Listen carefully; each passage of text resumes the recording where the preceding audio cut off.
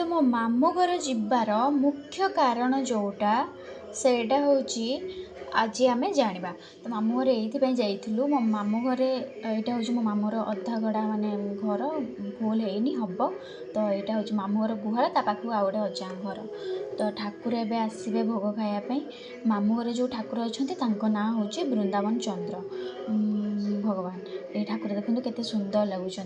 तो बृंदावन चंद्र पाखे जहाँ भी मानसिक रखती सेटा पूरा हो जाए। से जो सब वर्ष हुरी रे ठाकुर को खावाक दिखती। आमर भी मो बापा किसी मानसिक रखते से खावाक दिखाला। आम मामू को ये बस पूजा करा ना जेहेतु रही कहीं सी है माने जन्म होता ठाकुर को पूजा करके दीटा झील पर से पूजाटा होता से सी है माने बसिकी मो मौसी भी तार कौन गोटे मानसिक रखा। मो मौसी आ मो मामू पुआ बसिक ये पूजा कर।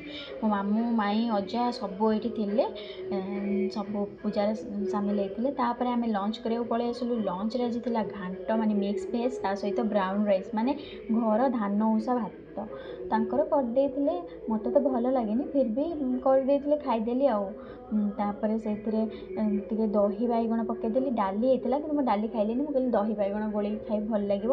दही बैगण आ कदली आलू भजा आ घांट होता आ पायस होता पापड़ होता कि पायस मुझे खाएनी से नेली।